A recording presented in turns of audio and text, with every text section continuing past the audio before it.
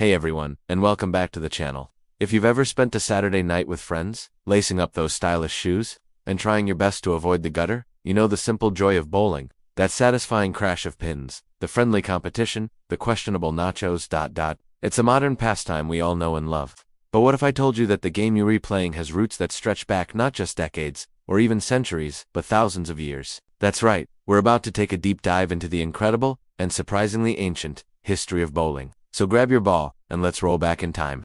Our story begins in a place you might not expect, ancient Egypt. Back in the 1930s, a British anthropologist named Sir Flinders Petrie was excavating a child's grave near Nagata, Egypt, that dated back to around 3200 BC. Inside, alongside other artifacts, he found a collection of objects that looked remarkably familiar, a set of small stone pins, some stone balls, and a three-pisted alabaster archway. He theorized that the game involved rolling the ball through the archway to knock over the pins. Can you believe it? Over 5,000 years ago, a version of bowling might have been a child's game. It's a mind-blowing thought that while the pyramids were yet to be built, people were already enjoying the thrill of knocking things over with a ball. From Egypt, the concept of Painan ball games seems to have spread across the ancient world. In Germany, around the 3rd century AD, a form of bowling took on a religious significance. Parishioners in cathedrals would carry a club-like pin called a kegel, which was meant to symbolize a Hyde, or heathen. They would stand it at one end of the cloister and roll a stone at it. Knocking over the kegel represented cleansing oneself of sin. This practice became so popular that kegel is still the German word for a bowling pin today. It wasn't just a game, it was a ritual. Martin Luther, the famous religious reformer, was reportedly an avid bowler himself and is even credited with standardizing the number of pins to 9. As we roll into the Middle Ages, the game started to shed its purely religious skin and become a popular secular pastime across Europe. It was especially loved in England. But here's a twist. It became asterisk to asterisk popular. Kings Edward III and Richard II actually banned the game for their soldiers, fearing it was a distraction from a more important skill, archery practice. The laws specifically mentioned getting of stones and other similar games. But you can't keep a good game down. Bowling alleys, often just simple grassy lanes, started popping up in the backyards of taverns and country estates. It became the game of the people, a way to relax and socialize. The game eventually crossed the Atlantic with the first European settlers. English, Dutch, and German immigrants all brought their own versions of bowling to the New World. The Dutch, in particular, loved a game called Dutch Pins, which was played on a lawn in what is now New York City. In fact, the area is still called Bowling Green in downtown Manhattan, a direct nod to its history as the city's first bowling spot.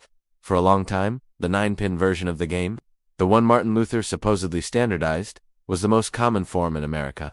However, in the 19th century, 9-pin bowling ran into some serious trouble. The game had become heavily associated with gambling and drinking. It was seen as a vice, a source of corruption that drew working men away from their families and into smoky, disreputable backrooms.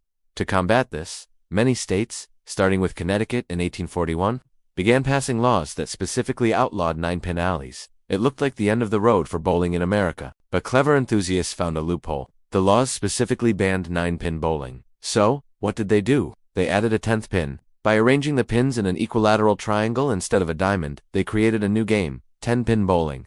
This simple but brilliant change circumvented the law and allowed the sport to survive and eventually thrive. This is the version of bowling that we all play today. The 10-pin setup also made the perfect game of 300 possible, adding a new layer of skill and challenge. The late 19th and early 20th centuries were a golden age for bowling. The American Bowling Congress was formed in 1895, establishing standardized rules and equipment that united players across the country. This led to organized leagues and national tournaments, transforming bowling from a casual pastime into a legitimate sport. Bowling alleys became more sophisticated, moving indoors with polished wooden lanes. They became community hubs, places where people of all ages and backgrounds could come together. Then came another game-changing innovation, the automatic pin setter. Before the 1950s, a team of young boys, known as pin boys, had to manually reset the pins and return the balls after every frame. It was a tough, low-paying job. But in 1952, the American Machine and Foundry Company, or AMF, introduced the first commercially successful automatic pin setter. This single invention revolutionized the industry. It made bowling faster, more efficient, and more accessible than ever before.